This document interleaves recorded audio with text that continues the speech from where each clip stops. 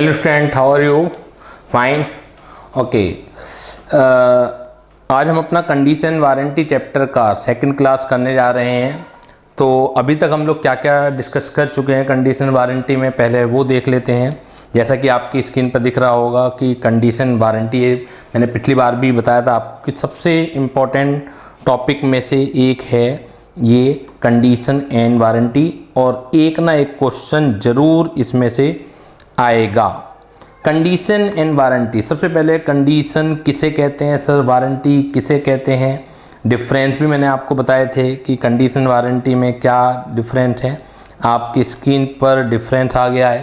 Condition एक ऐसी शर्त है, स्टेपुलेशन है that are essential for the main purpose of the contract, यानी कि जिसके बिना कॉन्ट्रैक्ट संभव नहीं है। बायर की एसेंशियल नीड है कि गुड्स जिस पर्पज के लिए मैं ले रहा हूँ उस गुड्स में ये विशेषता तो निकलनी ही चाहिए। वो डिपेंड करता है अलग अलग बायर की समझ पर, अलग अलग बायर की रिक्वायरमेंट अलग अलग हो सकती हैं। तो अलग अलग बायर के लिए जो कंडीशन है वो अलग अलग वर्क करेंगी। वारंटी क्या है? वारंटी एक हेल्पिंग है, warranty is collateral to the main purpose of the contract. Condition अगर ब्रीच होती है तो कंडीशन के ब्रीच होने पर buyer gets the right to repudiate the contract, यानी कि बायर के पास कॉन्ट्रैक्ट को कैंसिल करने का राइट आ जाता है। और वारंटी का ब्रीच होती है तो उस केस में बायर केवल डैमेज क्लेम कर सकता है।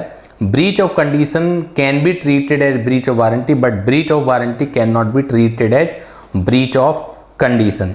तो ये कुछ चीज़ें हम लोगों ने पढ़ ली थी। उसके बाद हम लोगों ने देखा था कि जो कंडीशन वारंटी होती है वो दो तरीके की होती हैं, या तो एक्सप्रेस कंडीशन होंगी या एक्सप्रेस वारंटी होंगी, या इम्प्लाइड कंडीशन होंगी या इम्प्लाइड वारंटी होगी। एक्सप्रेस जब भी वर्ड आता है तो इसका मतलब बोलकर या लिखकर बायर और सेलर में जिन शर्तों पर कॉन्ट्रैक्ट में सहमति होती है तो उसे हम कहेंगे एक्सप्रेस कंडीशन या एक्सप्रेस वारंटी।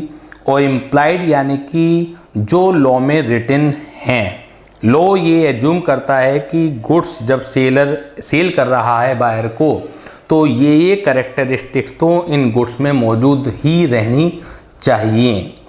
एक कॉन्सेप्ट वो कराया था मैंने, काफ़ी इम्पोर्टेंट कॉन्सेप्ट था वो, कैविएट एम्प्टर।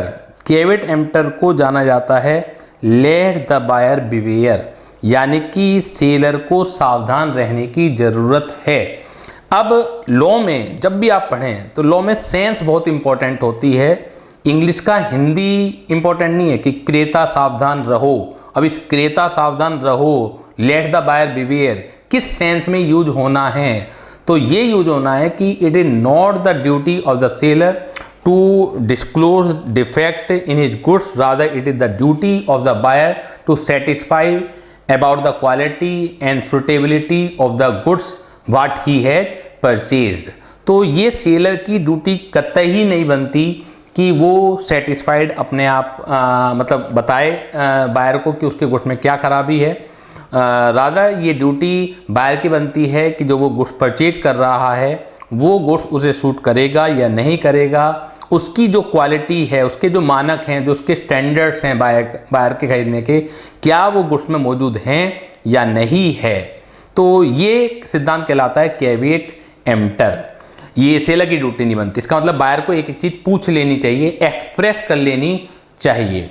लेकिन इस कैविएट एम्प्टर के कुछ एक्सेप्शन भी हैं, और वो एक्सेप्शंस होते हैं इम्प्लाइड कंडीशन और इम्प्लाइड वारंटी की फॉर्म में। इम्प्लाइड कंडीशन या इम्प्लाइड वारंटी की फॉर्म में।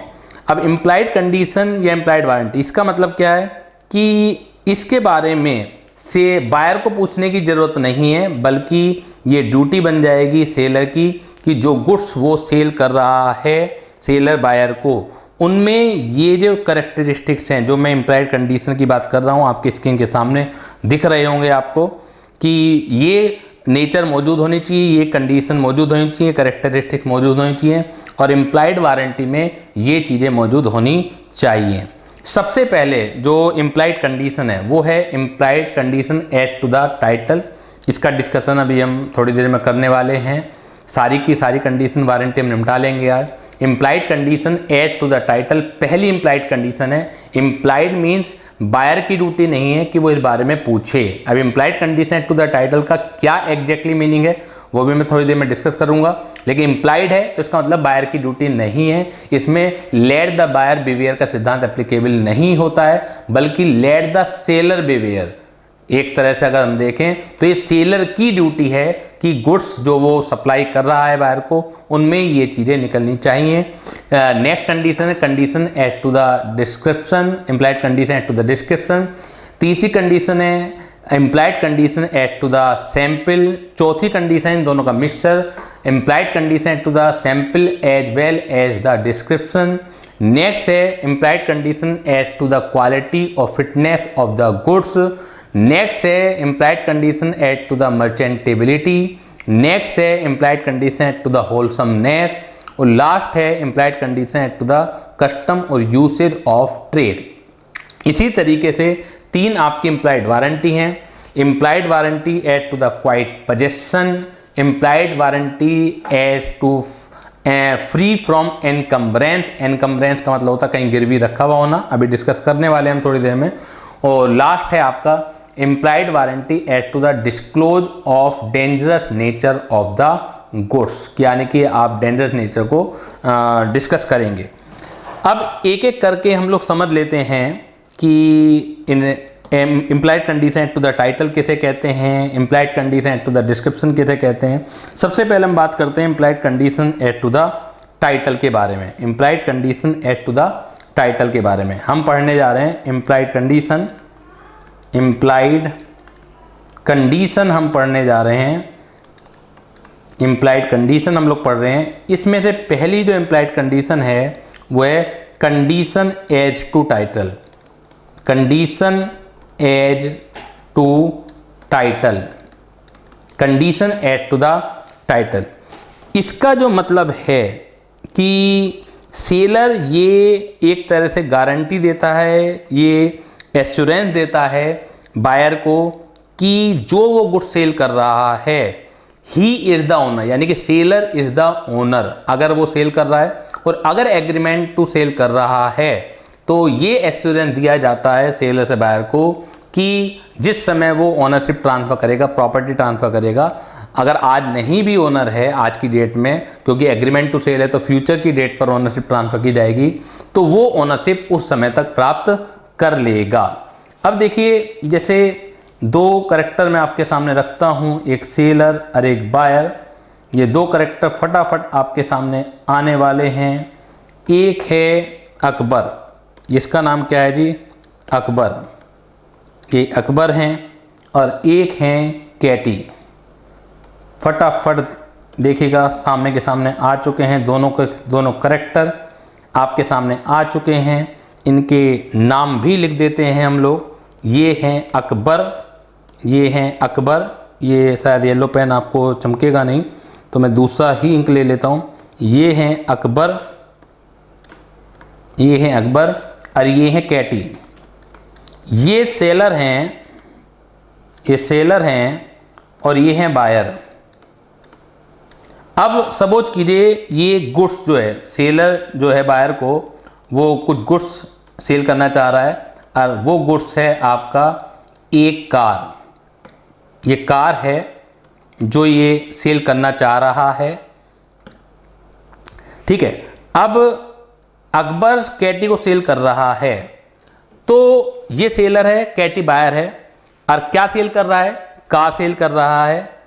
तो बायर को पूछने की जरूरत नहीं है कि whether Akbar you are the owner of that car और नॉट, क्या ये कार चोरी की तो नहीं है आपके पास, ये पूछने की जरूरत नहीं है बायर को। यहाँ पर लेट द बायर बिवेयर का कॉन्सेप्ट नहीं लगता है, यहाँ पर लेट द सेलर बिवेयर का कॉन्सेप्ट लगता है। यानी कि ये एक इम्प्लाइड कंडीशन है कि अकबर आप केवल उसी गुड्स को सेल करना, कैटी को या किसी और बायर को जिसके आप ओनर हो। ये एक इम्प्लाइड है कि बायर ये मान लेगा कि अगर आप सेल कर रहे हो या एग्रीमेंट टू सेल कर रहे हो तो आप सेटिस्फाइड कर रहे हो मुझे, आप एक एश्योरेंस दे रहे हो कि you are the owner of that car. अगर लेटर ऑन ये पता लगता है कि Akbar is not the owner of the car, बल्कि कोई एक थर्ड पार्टी है इसकी ओनर, हम एक कैरेक्टर और ले लेते हैं कि ओनर कौन है इसका। हम एक कैरेक्टर और ले लेते हैं कि ओनर कौन है। ये है जी रणवीर, ये है रणवीर। लेटर ऑन ये पता लगता है कि Akbar is not the owner of the car, बल्कि Ranveer is the owner of the car. ये है ट्रू ओनर, ट्रू ओनर ये कार का है। अकबर जो है ये एक ट्रू ओनर नहीं था, इसके पास जो कार थी ये चोरी की थी। तो जब ट्रू ओनर को रणवीर को पता लगेगा तो Ranveer demanded the car from Katy, यानी कि पुलिस को लेके पहुंचेगा कि देखिए मेरी कार है, मेरे पास कागजात हैं। पुलिस सेटिस्फाइड होगी कि हाँ Ranveer the true owner of the car. तो कैटी को ये जो कार है वो क्या करनी पड़ेगी, सौंपनी पड़ेगी रणवीर को। तो नाउ द क्वेश्चन अराइजेस कि what are the rights of Katy available against the Akbar.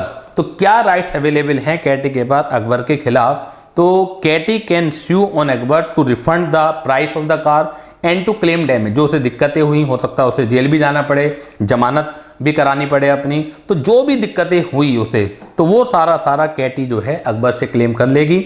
Akbar ये दलील नहीं दे सकता अपने बचाव में कि कैटी आपने पूछा थोड़ी था, ये तो ड्यूटी आपकी, आप सेटिस्फाइड करो कि मैं ओनर हूं या नहीं हूं। आपने पूछा नहीं, मैंने बताया नहीं।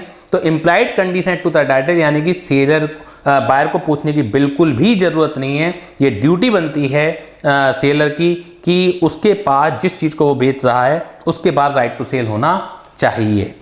नोट्स में देखिएगा, नोट्स में देखिएगा, पहला है पेज नंबर है ये आपका, नोट्स की बहुत ज़्यादा जरूरत पढ़नी नहीं है आपको वैसे, फिर भी पेज नंबर है आपका ये बता देता हूँ मैं, 114 पर है जो आपके पास नोट्स होंगे।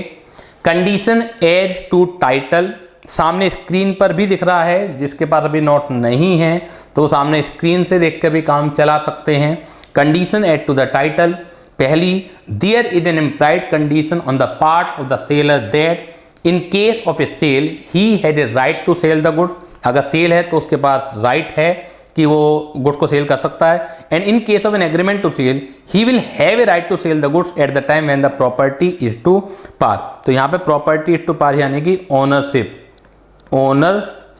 इज टू पास, जिस समय ओनरशिप पास की जाएगी उस समय राइट उसके पास आ जाएगा। अगर नहीं, अभी नहीं भी है, सेल के समय उसी समय होना चाहिए, क्योंकि सेल के समय उसी समय ओनरशिप ट्रांसफर होती है।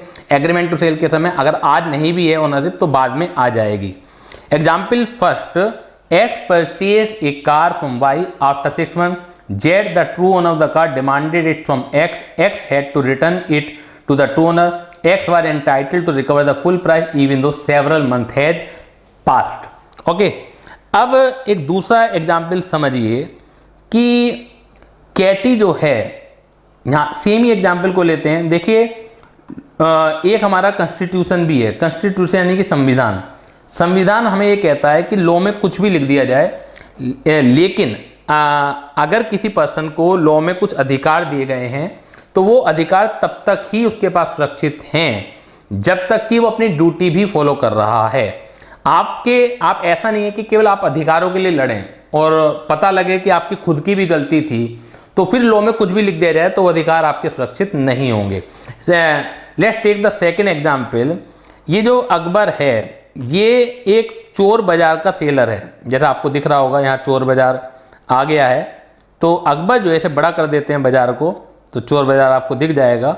तो अकबर जो है जो चोर बाजार का सेलर है, ठीक है। अब कैटी चोर बाजार में जाती है, आपको पता है दिल्ली में लाल किले के पास संडे मार्केट लगता है। अब आप ये मत पूछिएगा सर आपको कैसे पता है, देखिए जनरल नॉलेज है मुझे, ऐसा नहीं है कि मैं गया हूँ वहाँ पर, आपको भी पता है। ओके, तो अकबर जो है चोर बाजार का सेलर है। अब कैटी अकबर से चोर बाजार से ये गाड़ी परचेज करती है, तो क्या कैटी को नहीं मालूम होगा कि अकबर के पास ये चोरी की है? अब क्योंकि कैटी खुद ब खुद गलती कर रही है तो यहाँ पर जो condition as to the title है वो नहीं लग पाएगा जहाँ तक सवाल कैटी का है, क्योंकि आफ्टर सेवरल मंथ हैज पास, जब रणवीर को पता लगेगा कि उसकी जो कार थी चोरी हो गई थी कुछ महीने पहले और आज की तारीख में कैटी के पास है, तो वो कैटी से तो डिमांड कर लेगा, लेकिन Katy can not get refund money from Akbar. लेकिन कैटी के पास ये राइट नहीं होगा कि वो अकबर से अपनी मनी प्राप्त कर ले। अब आपके मन में एक क्वेश्चन आ रहा होगा सर कि देखिए ठीक है कैटी की गलती है, अब अकबर को क्या नुकसान हुआ? ऐसे तो चोरों को कुछ नुकसान ही नहीं हुआ, वो चोरी करें, सामान बेचें और उनसे कोई क्लेम नहीं कर सकता। तो इसके दो एग्जाम्पल मैं बता रहा हूँ आपको। देखिए, ऐसा नहीं कि अकबर को कोई नुकसान नहीं होगा। अगर ये साबित हो जाता है कि अकबर ने चोरी करी है, तो जो रणवीर है अकबर के खिलाफ चोरी का मुकदमा तो करेगा ही, लेकिन क्योंकि कार का पोजीशन इस समय कैटी के पास है, तो वो कैटी से अपनी कार जो है वापस ले सकता है, वो एक अलग मुद्दा है। लेकिन चोरी का मुकदमा अकबर के ऊपर लगेगा, ना कि कैटी के ऊपर लगेगा। सेकंड थिंग इज, देखिए इसे पेनलाइज क्यों किया गया है? लॉ मेकर का मानना है कि जो चोर है वो क्यों करता है, जो भी गुड्स की चोरी करता है। देखिए, मनी की चोरी एक अलग चीज है, लेकिन गुड्स की चोरी आदमी इसलिए करता है कि उसे पता है मार्केट में खरीदार अवेलेबल हैं। अगर ये एक कॉन्सेप्ट आ जाए मार्केट में, हम और आप सब लोग ये तय कर लें कि आज से हम चोर बाजार से या चोरी का सामान कभी नहीं खरीदेंगे, सस्ते के लालच में नहीं रहेंगे, तो आप सोच के बताइएगा, 2 मिनट सोचिए आप कि क्या चोरी बंद नहीं हो जाएगी? क्या चोरों को चोरी का सामान अपने यहाँ स्टोर करने के लिए चाहिए? क्या चोरी वो इसलिए करते हैं कि उन्हें सामान की जरूरत है? चोरी इसलिए करते हैं कि वो इनकैश हो सकता है, यानी कि कैश में कन्वर्ट हो सकता है।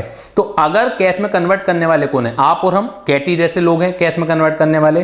तो इसी वजह से लॉ मेकर्स ने कैटी जैसे लोगों को, जो लोग चोर बाजार से सामान खरीदते हैं, जिन्हें नॉलेज है कि ये चोरी का है और खरीदते हैं, तो उनके राइट को खत्म कर दिया गया है कि अगर आपको नॉलेज थी इस गलत काम की और आप तब भी परचेज करते हैं, तो आपके पास ये राइट नहीं है कि आप सेलर से क्लेम कर सकें। देखिएगा सेकंड एग्जांपल देखिएगा। एक्स ए बायर इन चोर बाजार purchase some stolen goods from Y a thief. ठीक है ना, एक्स एक बायर है चोर बाजार का, वो कुछ चुराए गए सामान वाई से खरीदता है, एक चोर है। जेड इसका ट्रू ओनर है of the stolen good, demanded it from X, तो वो एक्स से डिमांड करता है। X had to return it to the true owner. X is not entitled to sue Y because, क्यों नहीं कर सकता? Because the knowledge of buyer had negated the implied condition add to the title। क्योंकि knowledge जो है buyer को कि चोरी का है और उसके बाद भी आप खरीदते हो, तो ये आपके राइट को निगेटिव कर देती है, आपके राइट में कमी ले आती है, आपके राइट को खत्म कर देती है। और ये इसलिए करा गया है जिससे कि लोग बाग ऐसा काम ना करें, बायर ना खरीदें। अगर बायर ने खरीदना बंद कर दिया तो यकीन मानिए चोरी ऑटोमेटिकली बंद हो जाएगी। तो उम्मीद करता हूं कि आपको समझ में आ गया होगा ये कॉन्सेप्ट आपके। अब हम बात करते हैं सेकंड इम्प्लाइड कंडीशन की। सेकंड इम्प्लाइड कंडीशन की बात करते हैं। सेकंड इम्प्लाइड कंडीशन में क्या है?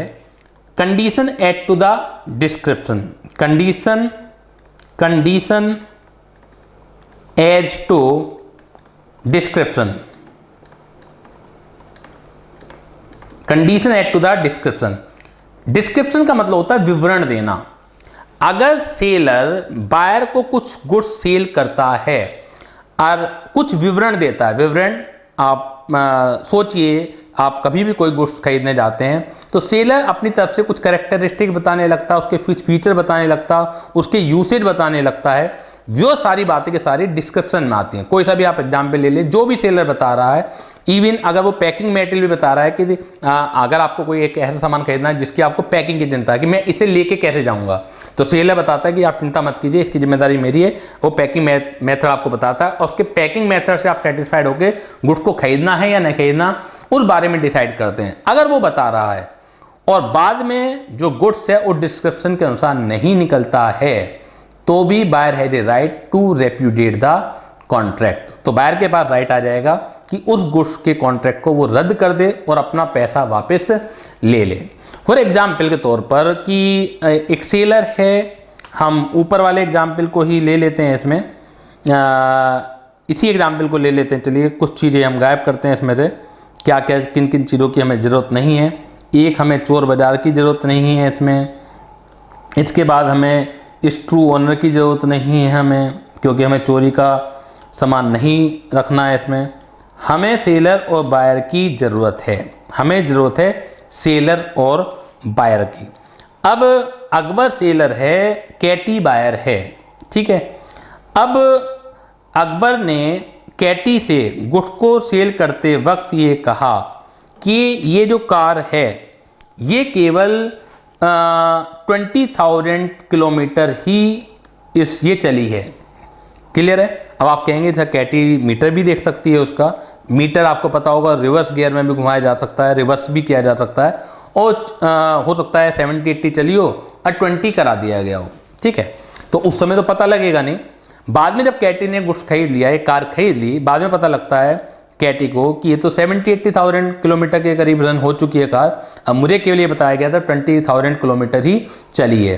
तो अकबर ने कैटी को जो गुड्स है डिस्क्राइब करके बेचा, ये कहा कि केवल ये 20-30,000 किलोमीटर ही रन की है।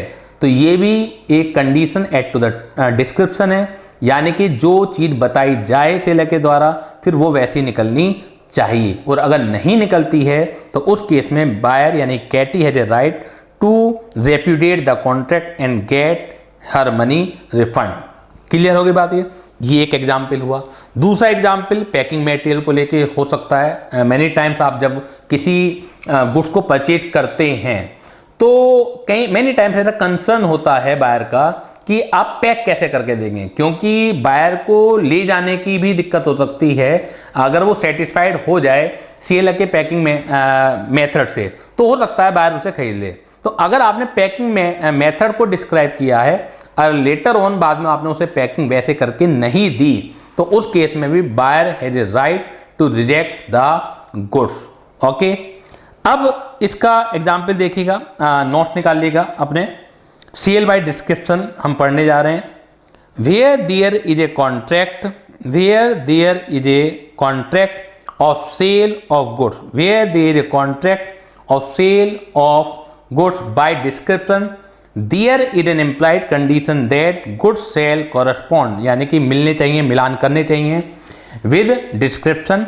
The main idea is that goods supplied must be same as were described by the seller. Sale of goods by description include many situation addenda. Basically addenda ना होके जो सामने लिखी हुई हैं उसकी ये बात करने जा रहे हैं कि जो सामने एग्जाम्पल है सेल ऑफ डिस्क्रिप्शन जो है वो कई तरीके का हो सकता है।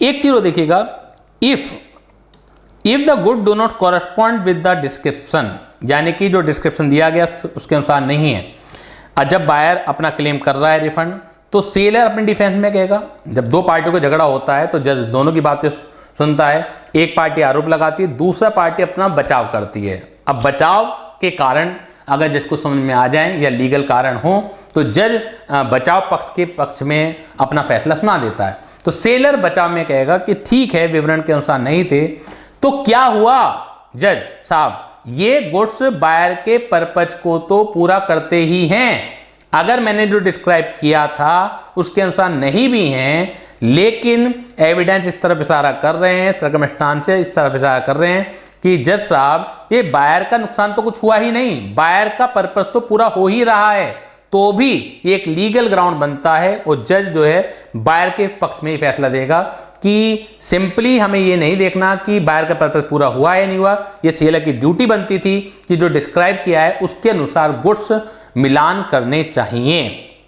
तो if the goods do not correspond with the description but such goods are fit for buyer purpose, even then the buyer may reject the goods and the seller can not take the defence अपने बचाव में by saying that the goods will serve the buyer's purpose. Example 3 यहाँ पर दिए गए हैं आपको। पहला एग्जाम्पल ये है कि एक रैपिंग मशीन है, घास काटने की मशीन है, एक बायर है उसे खरीदता है सेलर से, सेलर ये डिस्क्राइब करता है कि इस मशीन का केवल यूज जो है 50 से 60 एकड़ घास काटने में ही यूज हुआ है, लेकिन बाद में बायर को पता लगता है कि काफ़ी पुरानी है, तो डिस्क्रिप्शन के मिलान के अनुसार नहीं गुड्स दिया आपने। सेकेंड एग्जाम्पल जो है कि एक जो बायर है एक गुड्स को देखते हुए सेलर ने डिस्क्राइब किया ये 17वीं सेंचुरी पुरानी है, 17वीं शताब्दी की, यानी काफ़ी पुरानी है। तो आप जानते होंगे कि बहुत सारी चीज़ें जितनी पुरानी हो उतनी इम्पोर्टेंट होती है, उतना प्राइस होता है। तो अगर आप ख़ास तौर से पुरानी चीज़ों में ख़रीदारी या बेचना करते हैं तो कुछ लोग पुरानी चीज़ों के खरीदार होते हैं, कदरदान होते हैं। तो 17वीं शताब्दी की है, लेकिन बाद में बायर को पता लगा ये 18वीं शताब्दी की है, तो इसका मतलब डिस्क्रिप्शन के अनुसार नहीं है और वो गुड्स वापस हो सकता है। इसके बाद पैकिंग मटेरियल के ऊपर क्वेश्चन है कि एक बायर ने जो है 5000 टिन फ्रूट खरीदा, मतलब जूस खरीदा बेसिकली, और सेलर ने बोला कि मैं इसे 50-50 टिन के केस बना दूंगा, यानी 5000 टिन खरीदा, 50-50 के केस बनाएगा तो शायद 100 केसेज में वो डिलीवरी हो जाएगी। लेकिन बाद में डिलीवरी देते वक्त सेलर ने 25-25 टिनों के केस बनाए, तो यानी कि 200 आइटम हो गए उसके पास। तो बायर यहाँ पे भी गुड्स को रिजेक्ट कर सकता है क्योंकि डिस्क्रिप्शन के अनुसार डिलीवरी नहीं दी गई है। तीसरी जो चीज है वो है sale by sample, condition as to the sample, condition as to sample, condition as to sample. Third जो इंपॉर्टेंट कंडीशन है इंप्लाइड कंडीशन में आती है, condition as to the sample. Sample के नाम से ही जानते हैं कि बायर अपने साथ एक सैंपल लेके जा रहा है, एक पीस लेके जा रहा है गुड्स का। सेलर की ड्यूटी है कि जो गुड्स है, जो सैंपल बायर लेके आया है उसके अकॉर्डिंगली ही होना चाहिए। ज़्यादातर ये जो चीज़ें हैं ये कहाँ बैठती हैं, इसी को चलिए पुराना एग्जाम्पल हम फिर ले लेते हैं कैटी और इसका। अब हमें किस चीज़ की ज़रूरत नहीं है, इसमें कार कितनी चली है इसकी ज़रूरत नहीं है, बल्कि हमें कार की भी ज़रूरत नहीं पड़ती है इसमें। अब हम कुछ और सैंपल का आइटम रखेंगे इसके अंदर कि क्या सैंपल हो सकता है। ज़्यादातर ये जो सैंपल वगैरह की चीज़ें दवाइयों में, पेंटर्स की जो दुकान होती है जहाँ कलर वगैरह मिलते हैं, या थ्रेड वगैरह जहाँ मिलते हैं, वहाँ पे बहुत ज़्यादा ज़रूरत पड़ती है। ज़रा सा डिफरेंस होता है इनमें। जैसे मैं आपके सामने एक पिक्स रख रहा हूँ, ये एक कलर का आप कह दीजिए या थ्रेड के कलर का सैंपल है। आपने कभी अपने घर में पेंट कराया हो, अपने ऑफिस में पेंट कराया हो, तो एक शेड कार्ड होता है। येलो कलर है तो येलो के भी 10 कलर होंगे, रेड के हैं तो रेड के भी 10 कलर होंगे, बहुत जरा सा डिफरेंस होता है। तो उसी तरीके का आप समझिए ये, और ध्यान से देखिएगा इसे, ये एक शेड कार्ड है, क्लियर है। अब कैटी जो बायर है, ये पेंटर है अकबर, तो कैटी ने बायर से कहा कि मुझे ये जो येलो कलर है इसका एक नंबर है, माना मैं कह देता हूँ कि 240 नंबर है, वो आपको दिखेगा नहीं, इतना छोटा पिक्स है कि आपको उसमें दिखेगा नहीं, केवल आप समझने पे ध्यान लगाइए कि 240 जो आर्टिकल नंबर है ये मुझे कलर चाहिए, क्लियर है। तो अकबर की ड्यूटी है कि सेम कलर ही देगा, जबकि उसके नीचे 241, 242 जरा सा डिफरेंट करते हुए कलर शेड मौजूद होंगे। लेकिन यहाँ अकबर की ड्यूटी है, क्योंकि आप सैंपल लेके आए हैं तो उस सैंपल के अकॉर्डिंगली ही गुड्स निकलना चाहिए। तो ये देखिएगा sale by sample. Sale by sample को भी हम पढ़ लेते हैं। A contract of sale is a contract for sale by sample when there is a term in the contract express or implied to that effect. Such a sale by sample is subject to the following 3 conditions. The goods must correspond with the sample in quality, यानी कि goods जो seller buyer को देगा वो quality में sample के accordingly होनी चाहिए। बायर को रीजनेबल अपॉर्चुनिटी देनी पड़ेगी आपको कि वो उन्हें कंपेयर कर सके। The buyer must have a reasonable opportunity of comparing the bulk with the sample. तीसरी चीज, गुड्स में कोई भी लेटेंट डिफेक्ट नहीं होने चाहिए। सर ये क्या होता है लेटेंट डिफेक्ट? देखिए डिफेक्ट 2 तरह के हो सकते हैं। एक तो डिफेक्ट हो सकता है, टाइप्स ऑफ डिफेक्ट की अगर बात करें, टाइप ऑफ डिफेक्ट की बात करें तो 2 तरीके के डिफेक्ट हो सकते हैं। एक तो होता है apparent defect, apparent defect visible यानी कि जो साफ साफ दिखाई देते हैं, और एक होता है लेटेंट, LATENT, लेटेंट डिफेक्ट। एक होता है एपरेंट डिफेक्ट यानी कि विजिबल जो साफ साफ दिखाई देते हैं, और एक होता है लेटेंट डिफेक्ट। गुड्स में कोई भी लेटेंट डिफेक्ट नहीं होना चाहिए। एपरेंट डिफेक्ट अगर है तो उसके लिए बायर रेस्पॉन्सिबल है, बायर इज लाइबल। लाइबल होने का मतलब है कि अगर गुड्स में एपरेंट डिफेक्ट हैं तो ही can not sue upon seller for those apparent defect, क्योंकि बायर की भी रेस्पॉन्सिबिलिटी बनती है कि आप गुड्स को देख लें, जांच लें, परख लें कि गुड्स में कोई खामी तो नहीं है, आप लापरवाही ना दिखलाएं। लेकिन अगर लेटेंट डिफेक्ट हैं तो इसके लिए seller is liable, seller is liable. Okay, visible defect, suppose कीजिए जो सेलर है वो बायर जो है वो एक बुक परचेज करने के लिए जाता है सेलर के पास। अब बुक का कवर देख ले, जिस कोर्स के लिए बुक है उस कोर्स के ऊपर वो एप्लीकेबल है या नहीं है, जिस अटैम्प्ट के लिए माना आप सीए की बुक खरीदने जा रहे हैं तो जिस अटैम्प्ट के लिए है उस अटैम्प्ट के लिए बुक वो एप्लीकेबल है या नहीं है, वो सब चीज़ देख लें। लेकिन सपोज कीजिए कोई बुक सॉरी कोई बुक जो है 1000 पन्नों की है, अब उसमें से कोई बीच में 10 पन्ने गायब हैं, मैन्युफैक्चरिंग डिफेक्ट आ जाता है, नहीं लग पाए 10 पन्ने तो क्या बायर के लिए पॉसिबल होगा कि वो एक एक पन्ना पलट पलट के देखे? बल्कि वो डिफेक्ट ऐसा है कि जब वो पढ़ता चला जाएगा महीने 2-3 महीने बाद उन पेजेस का नंबर आएगा, तब उसे पता लगेगा यार ये 10 पन्ने तो गायब हैं। तो जो लेटेंट डिफेक्ट होते हैं उनके लिए सेलर लायबल है, बायर लायबल नहीं है। यानी कि बायर को अगर उसमें कोई लेटेंट डिफेक्ट मिलते हैं तो buyer can sue upon the seller. लेकिन कोई अगर विजिबल डिफेक्ट मिलते हैं जो कि बायर अगर रीजनेबल एग्जामिनेशन करता तो पता लगा लेता, तो उसके लिए सेलर लायबल नहीं होगा। थर्ड पॉइंट देखिएगा, the goods must be free from any defect which render them unmerchantable. Unmerchantable का मतलब ये होता है कि जो बिकने के योग्य ना हो। अगर पता लग जाए कि गुड्स में खराबी है तो बिक नहीं सकती, जैसे मैंने एग्जांपल दिया बुक में अगर 10 पन्ने गायब हैं तो बिक नहीं सकती किसी भी तरह से। And which would not be apparent on reasonable examination, यानी कि जो साफ साफ दिखाई भी नहीं दे रहे हैं। अगर कुछ ऐसी खराबी हैं जो साफ साफ दिखाई दे रही है तो उसके लिए फिर सेलर जिम्मेदार नहीं होता है। Such defect are called latent defect and are discovered when the goods are put to use. It may be noted that seller cannot be held liable for apparent defect or visible defect which could be easily discovered by the ordinary prudent person. Clear हो गया? Next जो आपकी implied condition में आती है वो आती है इन दोनों का मिक्सचर, यानी कि जो चौथी इंप्लाइड कंडीशन में आती है condition as to title as to description as well as sample. Condition as to sample दोनों का mixture, condition as to sample and description दोनों का मिक्सचर। यानी कि अगर विवरण जो देता है, डिस्क्रिप्शन देता है, वो अपनी तरफ से सेलर देता है, सैंपल बायर लेके जाता है। बायर एक सैंपल लेके गया तो सेलर की बस ड्यूटी इतनी थी कि सेलर सैंपल के अकॉर्डिंगली गुड्स प्रोवाइड करा देता बायर को। लेकिन सेलर ने गलती क्या की, सेलर ने अपनी तरफ से कुछ डिस्क्राइब भी कर दिया बायर को, विवरण दे दिया बायर को उस गुड्स के बारे में।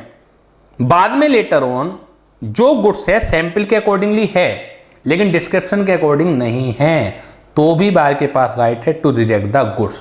इसलिए कहा जाता है कि जब तक जरूरी ना हो अपनी तरफ से डिस्क्राइब मत करें। एक अच्छे बिजनेसमैन की आदत ये होनी चाहिए कि कस्टमर को हैप्पी रखना है। अब कस्टमर तो हैप्पी तब भी है जो सैंपल वो लेके आया था उस सैंपल को आप प्रोवाइड करा दीजिए।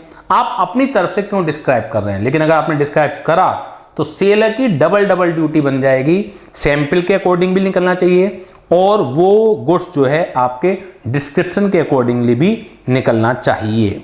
ये देखिएगा, sale by sample as well as the description. If the sale is by sample as well as by description the goods must correspond with the sample as well as the description. X bought from Y foreign refined repressed oil।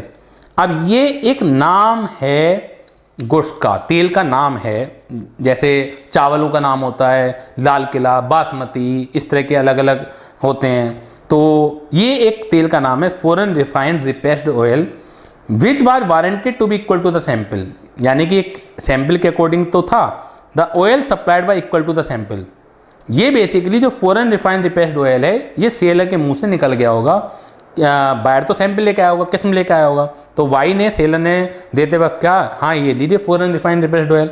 The sample was actually mixture of rapeseed oil and hemp oil, और जबकि वास्तव में जो oil था वो 2 oil का mixture था, जो सैंपल था वो 2 ऑयल का मिक्सचर था। तो यहाँ पे गलती कहाँ हुई? सैंपल की तो गलती नहीं है, गलती है डिस्क्रिप्शन की। आपने कुछ नाम ले दिया उसका, वो नाम ले दिया फॉरेन रिफाइंड रिपेस्ड ऑयल, जबकि वो इस नाम से नहीं जाना जाता।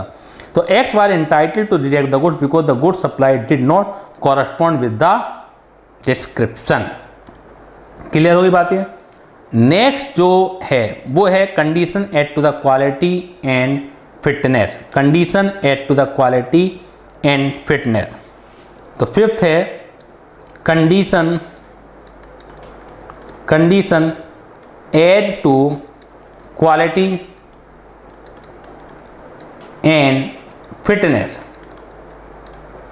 नॉर्मली जो इम्प्लाइड कंडीशन जब हम पढ़ते हैं उससे पहले कैविट एम्प्टर पढ़ते हैं, इसमें लेट द बायर बिवेयर। तो इसका मतलब क्या होता है? सेलर की ड्यूटी नहीं है, rather it is the duty of the buyer to satisfy himself about the quality and fitness of the goods which he purchase.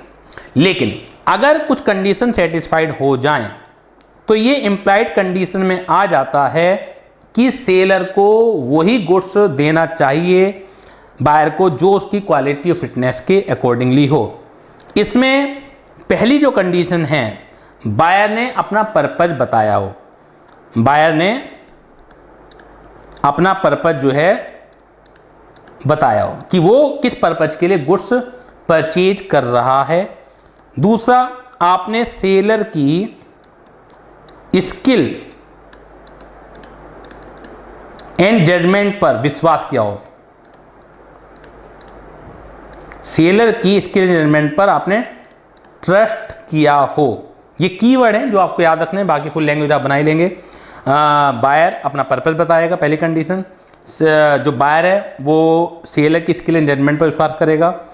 और तीसरी कंडीशन है, जो बायर है वो उस सेलर के पास जाएगा जो रेगुलर सेलर होगा, रेगुलर सेलर होगा उस चीज का। अब एक एक करके मैं आपको इसका एग्जाम्पल देता हूं। अगर ये 3 कंडीशन पूरी होती हैं तो सेलर की ड्यूटी बनती है कि बायर को जिस क्वालिटी का और उसकी ज़रूरत को पूरा करता हुआ गुड्स होना चाहिए।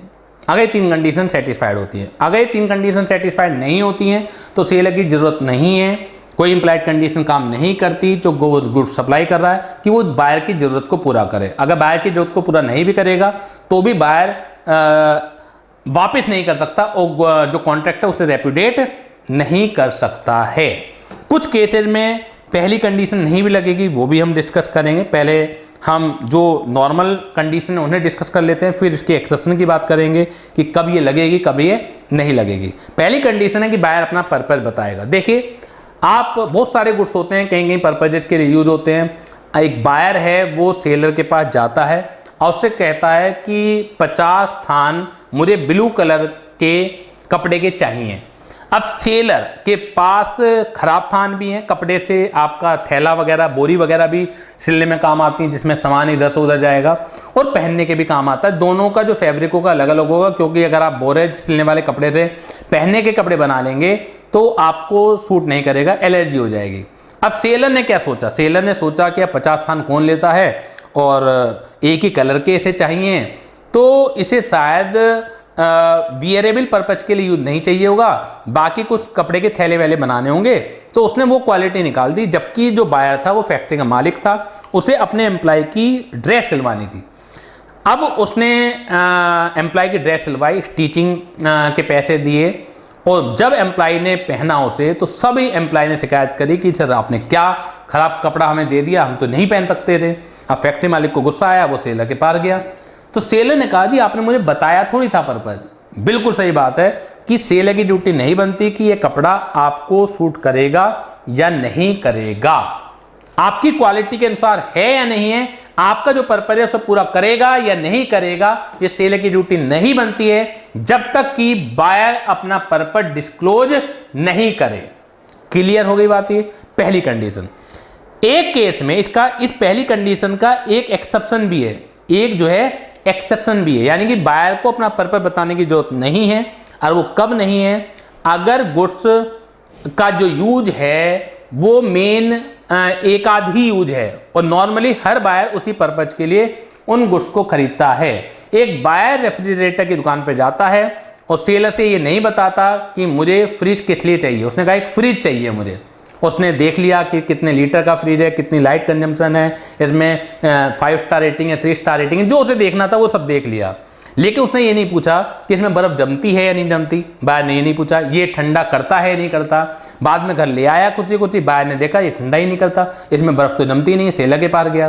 तो सेलर ये कह के अपना बचाव करना चाहता है कि मुझे क्या पता, आपने पर्पस तो बताया नहीं था, मुझे तो लगा आपको एक अलमारी चाहिए छोटी सी बच्चों के लिए, ठीक है ना, एक फैंसी अलमारी चाहिए जिसमें आपको सामान रख सकते हो। तो क्या यहाँ पर ये जो दलील है सेलर की चल पाएगी? नहीं चल पाएगी, क्योंकि फ्रिज का रेफ्रिजरेटर का पर्पज जो है एक आधी पर्पज होता है और वही वो काम नहीं करता, तो यहाँ बायर को अपना पर्पज बताने की जरूरत नहीं है। तो पहले इतना पढ़ लेते हैं, क्या लिखा हुआ है यहाँ पर, पहले इतना पढ़ लेते हैं। देखिएगा, हम जो पढ़ रहे हैं वो पढ़ रहे हैं जी condition as to the quality of fitness. तो शुरुआत में तो वो केवी टेम्परेचर की बात कर रखी है, फिर एक्सेप्शन टू द रूल, यानी कि अगर ये 3 कंडीशन सेटिस्फाइड हो जाएं तो केवी टेम्परेचर न लग के लेट द बायर बिहेवियर न लग के लेट द सेलर बिहेवियर लग जाएगा। पहला है the particular purpose for which goods are required must have been disclosed expressly और impliedly by the buyer to the seller.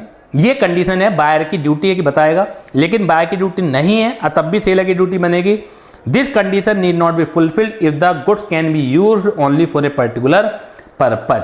तो यहाँ पर जो सेकेंड एग्जाम्पल आपको दिख रहा होगा इसी के सामने, तो वो यही है आपका कि एक्स ने एक रेफ्रिजरेटर खरीदा without asking the dealer whether it is fit to make ice. Refrigerator failed to make ice, the dealer is liable to refund the price because refrigerator was unfit for the purpose for which it was meant for and the buyer was not required to disclose this particular purpose. Third example भी यही है कि उसने एक false teeth खरीदे, dentist के पास गया होगा, जबड़ा खराब होगा बायर का। अब जबड़ा बनवाने का पर्पज क्या होगा, मेरे मुंह में आए, ठीक है ना, मेरे मुंह के हिसाब से ठीक बैठना चाहिए अगर मैं बायर हूँ। डेंटिस्ट ने कहा जी मैंने तो आपने कहा जबड़ा बनवा दिया, मैंने जबड़ा बनवा दिया। अब आप अलग अलग अपने फैमिली मेम्बर के मुंह में लगा के देखिए, कहीं ना कहीं फिट बैठ ही जाएगा। तो क्या ये होना चाहिए? क्या बायर को ये चीज़ बतानी जरूरी है? नहीं है, क्योंकि आदमी अगर कोई फॉल्स टीथ बनवा रहा है तो वो अपने पर्पज के लिए बनवा रहा होगा, तो उसमें सेलर की ड्यूटी बनती है। तो थर्ड एग्जाम्पल जो आपके सामने वो ये है। सेकेंड जो रिक्वायरमेंट है, buyer must have relied upon the seller skill और जजमेंट। बायर ने सेलर की स्किल और जजमेंट पर विश्वास किया हो, ये चीज़ बहुत ज़्यादा ज़रूरी है कि सेकंड कंडीशन ये भी है कि बायर ने सेलर की स्किल पर विश्वास किया हो। अब इसमें कैसे है, सपोज कीजिए यहाँ पर भी दो हम करेक्टर रखते हैं, 2 करेक्टर रखते हैं, एक सेलर रखेंगे एक बायर रखेंगे।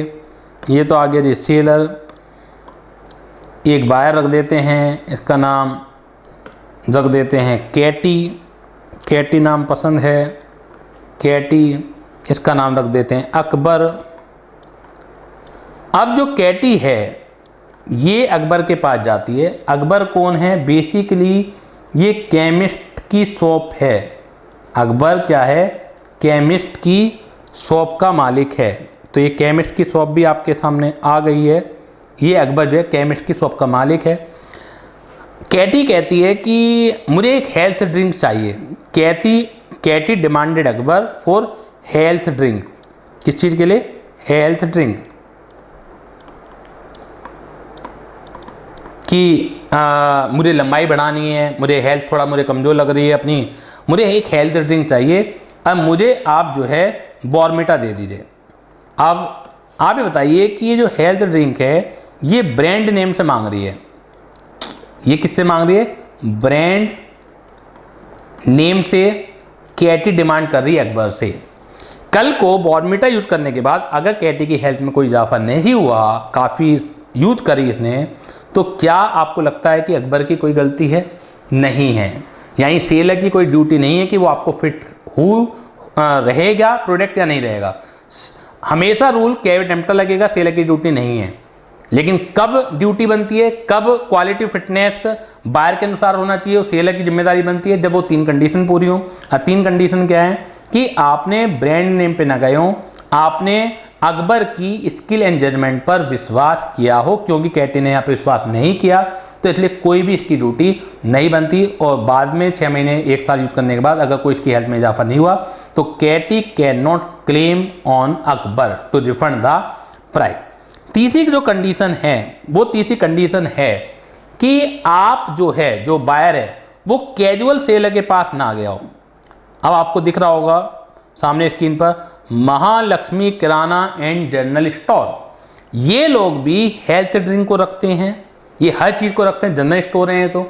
अब कैटी जो है वो केमिस्ट से ना खरीद के बल्कि जनरल स्टोर के मालिक से खरीदती है। अब कैटी अपना पर्पज बताती है और ये भी कहती है आप मुझे सजेस्ट कीजिए कि कौन सी हेल्थ ड्रिंक सही रहेगी, मैं आपके ऊपर विश्वास करती हूँ। तो महालक्ष्मी किराना एंड जनरल स्टोर के मालिक ने बॉर्नविटा ही सजेस्ट किया, कैटी को दिया। काफ़ी लंबे समय तक यूज करने के बाद भी कैटी की हेल्थ में कोई इजाफा नहीं हुआ। वो क्लेम करना चाहती है तो यहाँ पे भी क्लेम नहीं कर सकती। पहली कंडीशन सेटिस्फाइड है। दूसरी है कि स्किल जजमेंट पर विश्वास किया, लेकिन तीसरी सेटिस्फाइड नहीं है कि आप एक जिस प्रोडक्ट के लिए जो रेगुलर सेलर है, जो कैजुअल सेलर नहीं है, तो आपको रेगुलर सेलर के पास जाना है। अगर दवाइयों से रिलेटेड चीज़ें हैं, हेल्थ ड्रिंक से रिलेटेड चीज़ें हैं, तो आपको किराना स्टोर पर नहीं जाना चाहिए था, उनकी स्किल जजमेंट को नहीं मानना चाहिए था। अब जब तक ये तीनों कंडीशन सेटिस्फाइड नहीं हो जाएंगी, जब तक बायर के पास कोई राइट नहीं आएगा to sue upon the seller. Clear हो गई बात ये? चलिए, अभी जो क्वालिटी फिटनेस की कंडीशन है ये इसके भी एक्सेप्शन है, यानी तीनों की तीनों कंडीशन पूरी होंगी। तीनों की तीनों कंडीशन में कौन कौन सी हैं? बायर अपना पर्पज बताएगा, सेलर किस किलो जजमेंट पर विश्वास करेगा बायर, और रेगुलर सेलर होना चाहिए।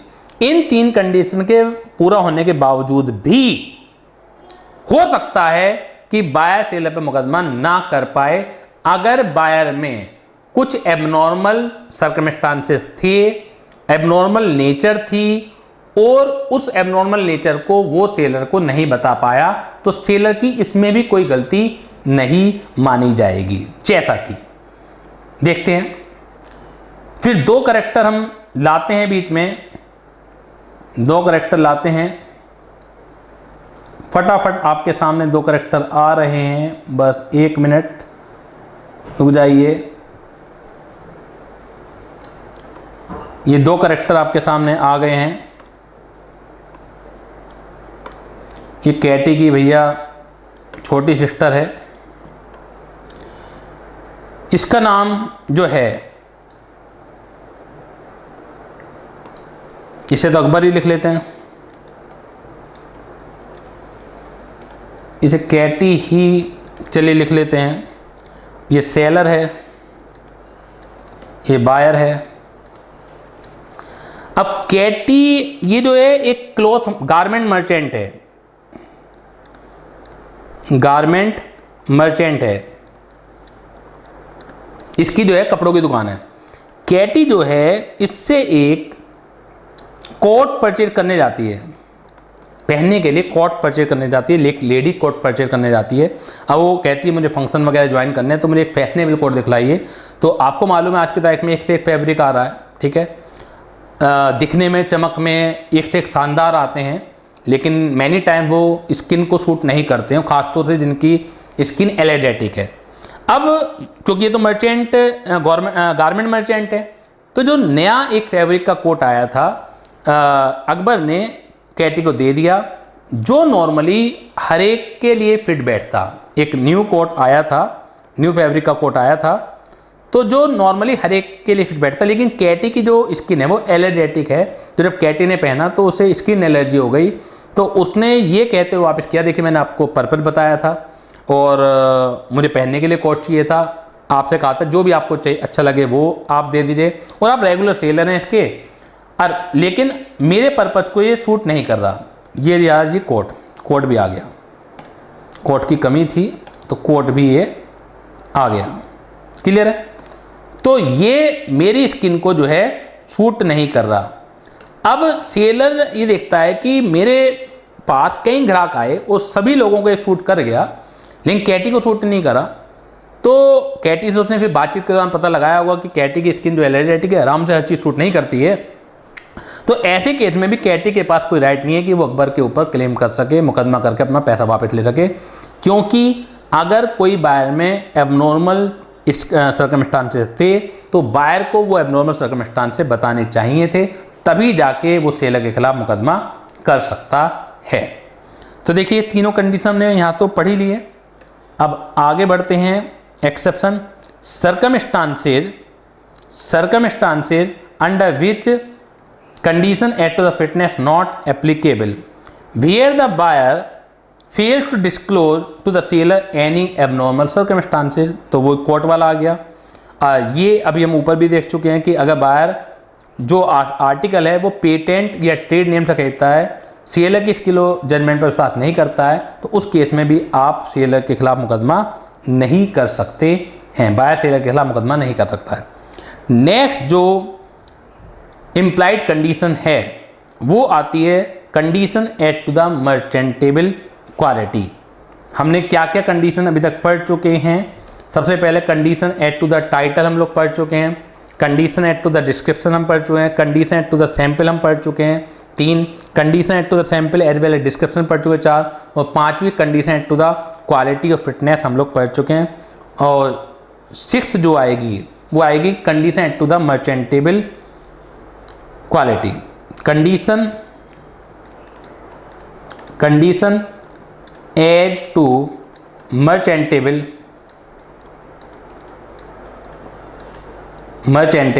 Quality.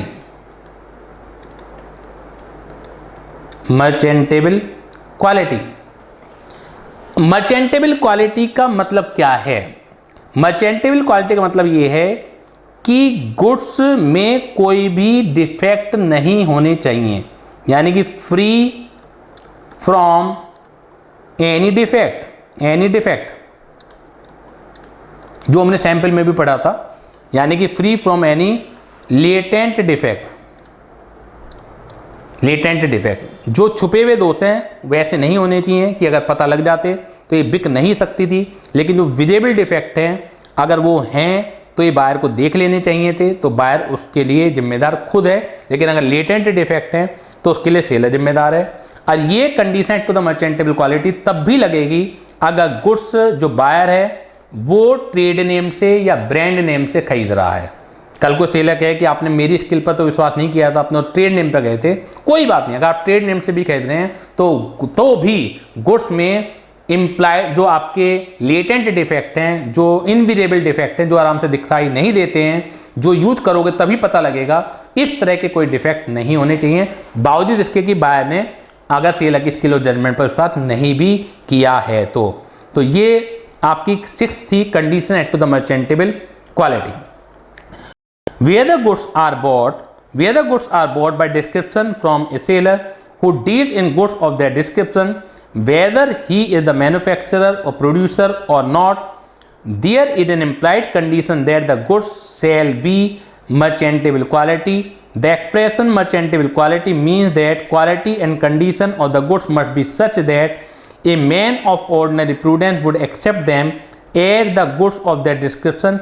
Goods must be free from any latent or hidden defect. Goods में इस तरह के कोई भी डिफेक्ट नहीं होने चाहिए जो लेटेंट या हिडन हैं, तो तब हम उसे मानेंगे कि वो मर्चेंटेबल क्वालिटी का है। एग्जाम्पल आपके सामने है यहाँ पर, X bought some cooking oil from Y, यानी कि खाना पकाने के लिए कोयला खरीदा वाई थे, a coal dealer for it domestic use, however the coal contain an explosive substance, कोयले में एक्सप्लोसिव विस्फोटक कुछ पदार्थ भी मिले हुए थे, which exploded and caused injury to X, it was held that coal was not of merchantable quality as it was not fit for using and cooking coal, X was entitled to claim damage from Y. Clear? Circumstances under which condition add to the merchantable quality not applicable, कब ये applicable नहीं होगी तो वो मैं आपको बता ही चुका हूँ। अगर इसमें विजिबल डिफेक्ट हैं, यानी कि जो आप पता लगा सकते थे, अपरेंट डिफेक्ट हैं, तो ये एप्लीकेबल नहीं होती, केवल लेटेंट डिफेक्ट के लिए ही एप्लीकेबल होती है। नेक्स्ट सेवेंथ जो है वो है condition as to the wholesomeness. Condition as to wholesomeness. Wholesomeness, ये जो condition as to the wholesomeness है, ये नॉर्मली जो खाने पीने की चीज़ें होती हैं उनके ऊपर लगती है, फूड स्टफ्स के ऊपर लगती है।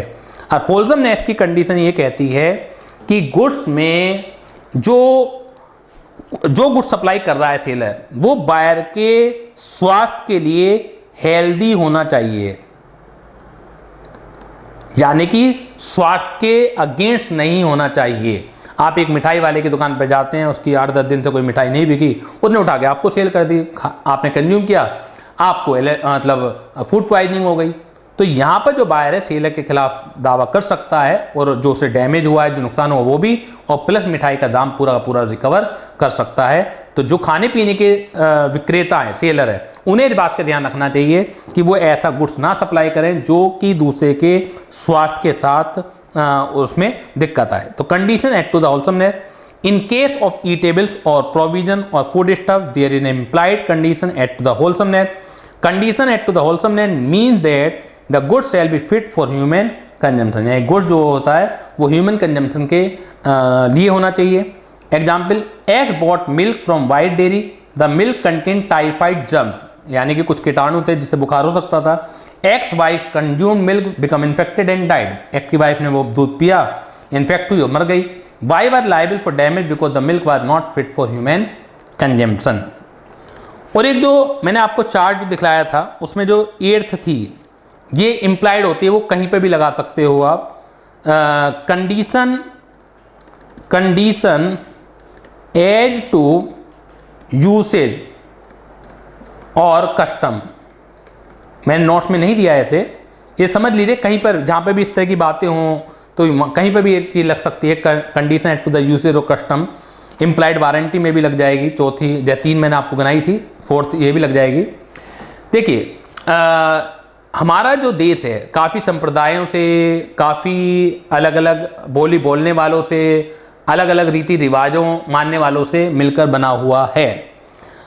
कोई भी एक लॉ, देखिए लॉ जो बनाया जाता है वो इसलिए बनाया जाता है कि लोग उसका पालन करें। ज़्यादातर लोग किस चीज़ को अच्छा है बुरा मानते हैं, अकॉर्डिंगली उस लॉ को बनाया जाता है। लॉ जो भी बनेगा कुछ लोगों को अच्छा लगेगा, कुछ लोगों को बुरा भी लगेगा, लेकिन ज़्यादातर लोगों जो चाहते हैं उसके हिसाब से कानून बनाया जाता है। मैनी टाइम्स ऐसा होता है कि कुछ स्थितियों में लॉ मेकर्स अपने आप को सरेंडर कर देते हैं कस्टम के सामने, यानी कि अगर कोई रीति रिवाज है, अब वो काफ़ी प्रचलन में है रीति रिवाज, तो लॉ मेकर्स बीच में ना आके वे बोल देते हैं कि जैसा आपको अच्छा लगे वो कर लीजिए। जैसे हिंदुओं में जैसे बहुविवाह अलाउड नहीं है, मुस्लिम में एक से आधी शादी अलाउड हैं, तो लॉ बीच में नहीं आता है। वो एक अलग बात है कि सर अब मोदी धीरे धीरे करके कर रहे हैं, कर पाएंगे नहीं कर पाएंगे वो अलग चीज़ है कि वो एक कॉमन पॉलिसी बना पाएंगे नहीं बना पाएंगे। मैंने एक उदाहरण के तौर पर लिया है इस एग्जाम्पल को। तो लॉ सरेंडर कर देता है कि जो आपके प्रचलन में फिर वो कर लीजिए आप, हमें कोई दिक्कत नहीं है। तो ऐसा भी हो सकता है कि वेस्ट बंगाल में, आसाम में, यूपी के किसी दूर दराज इलाके में, दिल्ली में कोई पर्टिकुलर गुड्स को सेल करते वक्त कोई कस्टम के हिसाब से कंडीशन चलती हो कि इस तरह की सिचुएशन में सेलर ये तो बायर को गारंटी देता ही देता है। तो अगर कोई रीति रिवाज के हिसाब से चलती है कहीं पर भी, तो अकॉर्डिंगली वो इम्प्लाइड कंडीशन में मानी जाएगी। उस जगह के लोग अगर खरीदते हैं, वो दावा करते हैं, तो उस पर्टिकुलर सेलर के खिलाफ उस इम्प्लाइड कंडीशन के ब्रीच का मुकदमा चलाया जा सकता है, जो भी वहाँ चलती होगी। इसका एग्जाम्पल पेपर में नहीं आएगा, ना कोई कॉन्सेप्ट आएगा, इसलिए मैंने नोट से हटा भी रखा है। अदरवाइज ये चीज़ हर जगह एप्लीकेबल है कि यूसेज और कस्टम से ऊपर नॉर्मली लॉ नहीं काम करता है। क्लियर है? अब हमें पढ़ना है इम्प्लाइड वारंटी। क्या पढ़ना है? Implied warranty. Implied warranty, implied warranty में सबसे पहले है warranty as to quiet possession. Warranty as to quiet position. इस क्वाइट का मतलब क्या होता है? शांत, शांत बोल सकते हैं। अनडिस्टर्ब्ड, अनडिस्टर्ब्ड पोजीशन, यानी कि कोई आपको परेशान ना करे। एग्जाम्पल के तौर पर देखिए, कोई एक गुड्स है, कोई एक गुड्स है, उसके 3 ये ओनर होने का दावा करते हैं। क्यों? क्योंकि वो जो गुड्स है वो फैमिली की प्रॉपर्टी थी और फादर की अचानक डेथ हो जाती है। जो गुड्स है ये 3 लोग इसका दावा करते हैं, ये फैमिली मेंबर हैं, ये फैमिली मेंबर है।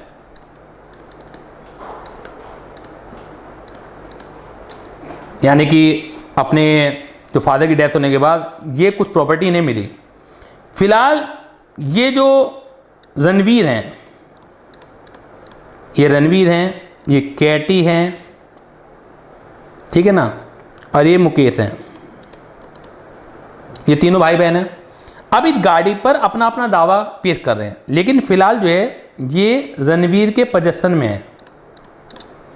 अब रणवीर ने इस गाड़ी को उठा के बेच दिया, रणवीर ने इस गाड़ी को उठा के सेल कर दिया इस बंदे को। छोटा कर लेते हैं इसे। रणवीर ने इस गाड़ी को उठा के क्या कर दिया? इसे सेल कर दिया। इसका नाम है रामू। अब जो कैटी है, मुकेश है, वो रामू को परेशान करेंगे, यार ये तो गाड़ी हमारी है, हमें वापस करो, ऐसा है वैसा है। यहां पर कंडीशन टू द टाइटल वाली बात नहीं है। कंडीशन टू द टाइटल में रणवीर ओनर ही नहीं था, वो चोरी के समान था। यहां पे चोरी का सामान नहीं, केवल डिस्प्यूटेड बात है। कोर्ट में कोई केस चल रहा है, कोर्ट को डिसाइड करना है कि वास्तव में who is the owner of this property, किसके हाथ में जाएगी ये प्रॉपर्टी जब बंटवारा होगा। लेकिन डिस्प्यूटेड चीज़ है, तो डिस्प्यूटेड चीज़ का सेल कर दी रामू को। अब रामू परेशान हो रहा है, बार बार कभी कैटी इसके पास आ जाती है, कभी मुकेश आ जाता है इसके पास। तो यहाँ पर एक वारंटी ब्रीच हो रही है, warranty as to the quiet possession of the good. तो यहाँ पर Ramu can claim damage from Ranveer. Warranty as to the quiet possession का मतलब है कि आप ऐसा गुड्स का पोजेशन दोगे कि बायर परेशान ना हो। अगर आपको पता है कि कोई डिस्प्यूटेड चीज़ है तो आपको नहीं सेल करनी चाहिए जब तक कि वो डिस्प्यूट समाप्त ना हो जाए।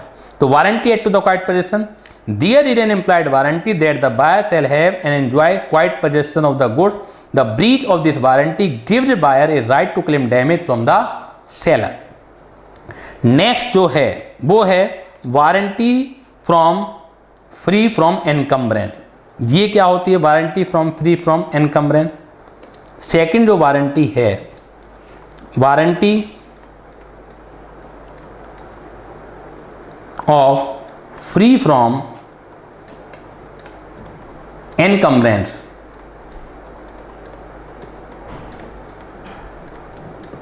फ्री फ्रॉम चार्ज, इसे ये भी लिख सकते हैं, यानी कि कहीं गिरवी नहीं है। जो सेलर गुड्स सेल कर रहा है वो बायर को इस बात की सांत्वना देता है, एश्योरेंस देता है कि ये मैंने कहीं गिरवी नहीं रख रखा है। लेकिन अगर गिरवी रख रखा है तो जो गिरवी जिसके पास रखा हुआ है वो नॉर्मली गुड्स को क्लेम करता है। तो ऐसे में बायर को परेशानी हो सकती है। तो बायर को अगर परेशानी होती है तो वो इस परेशानी का खामियाजा जो है सेलर से रिकवर कर सकता है। अब आप ये एग्जाम्पल के तौर पर समझिए कि फिर अकबर आ गए जी, ये अकबर आ गए हैं, इनका नाम लिख देते हैं अकबर। इन्होंने जो कार है, कार बीच में ले आते हैं हम लोग। ये जो कार है ये गिरवी रखवा रखी है, किसके पास गिरवी रखवा रखी है? एक कैरेक्टर और बीच में लाते हैं हम, किसके पास गिरवी रखवा रखी है? ये इसके पास गिरवी रखवा रखी है अकबर ने रणवीर के पास। रणवीर के पास जो है गिरवी है ये कार, ठीक है ना।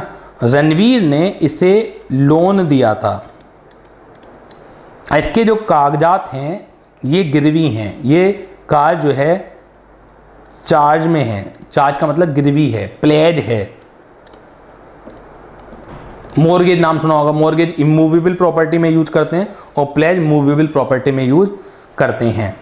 अब इस प्लेज को ख़त्म करने से पहले ये कार जो है बेच दी गई एक शख्स को, इस शख्स का नाम है जी मोनू, इस शख्स का नाम है मोनू। ये कार जो है सेल कर दी गई, ये जो कार है सेल कर दी गई मोनू को। जब मोनू को ये पता लगा कि रणवीर के पास प्लेज है, रणवीर को भी पता लगा कि ये सेल हो गई है मोनू को, तो रणवीर भी मोनू को भी परेशान करेगा, देखिए मुझे मेरी कार चाहिए, अदरवाइज लोन चुकाइए। तो मोनू को ये परेशानी होगी, या तो लोन चुका के वो कार को फ्री होल्ड कराए।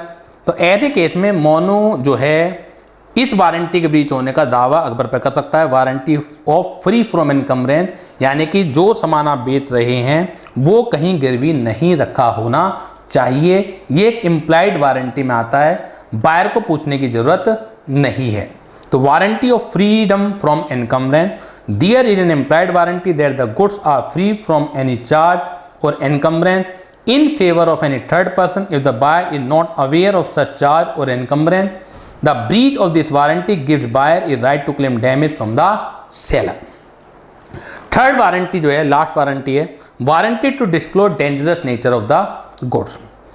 सेलर की ड्यूटी बनती है कि अगर जो वो गुड्स सेल कर रहा है, अगर उसमें कुछ डेंजरस नेचर है तो वो बायर को बताए, और अगर सेलर अपनी ड्यूटी को निभाने में असफल रहता है और बायर को कुछ नुकसान होता है तो उस केस में बायर क्लेम कर सकता है डैमेज जो भी उसे हुए होंगे। कोई भी गुड्स अगर आप सेल कर रहे हो उसमें कोई डेंजरस नेचर है तो सेलर की ड्यूटी बनती है कि वो बताए। क्लियर हो गई?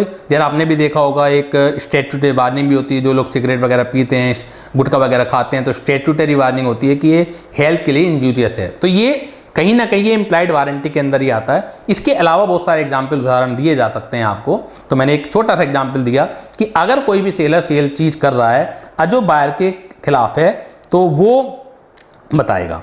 इन case of goods of dangerous nature the seller must disclose और warn the buyer of the probable danger. If the seller fails to do so, the buyer may make him liable for the breach of implied warranty. Clear है? तो एक बार आज हमने chapter ख़त्म कर लिया है, एक बार फटाफट रिवाइज कर लेते हैं कि क्या क्या हमने इसमें पढ़ा है। हमने इम्प्लाइड कंडीशन जो टोटल वैसे तो 7 है, लेकिन अगर हम कस्टम और यूसेज की बात उसे भी जोड़ लेते हैं तो 8 हो जाती हैं। और वारंटी जो इम्प्लाइड हैं डायरेक्ट 3 है, लेकिन कस्टम और यूसेज को भी जोड़ा जा सकता है, इसमें वो हर जगह ही जोड़ा जा सकता है, तो 4 हो जाती हैं। तो हमने इम्प्लाइड कंडीशन में condition as to the title पढ़ा, condition as to the description पढ़ा, condition as to the sample पढ़ा, condition as to the sample as well as description पढ़ा, condition as to the quality fitness पढ़ा, condition as to the merchantable quality पढ़ा, condition as to the wholesomeness पढ़ा, total 7 हो गई, और 8 condition as to the custom और usage of trade 8 हो गई। इम्प्लाइड वारंटी की अगर बात करें, पहली है क्वाइट पोजेशन यानी कि अनडिस्टर्ब पोजेशन, दूसरा है फ्री फ्रॉम इनकम्बरेंस, और तीसरा है to disclose dangerous nature of the goods. 3 direct हैं और एक जो कहीं पर भी यूज हो जाती है वो है implied warranty as to the custom और यूसेज ऑफ ट्रेड। तो कस्टम और यूसेज ऑफ ट्रेड आप अच्छी तरह समझते हैं। तो ये टोटल 4 हैं, तो अगर उसे बात करें तो 8 और 4 ये हो गई, ये हमने निपटा लिया। सबसे इंपॉर्टेंट चैप्टर था ये, और इसमें से एक नया क्वेश्चन जरूर आएगा।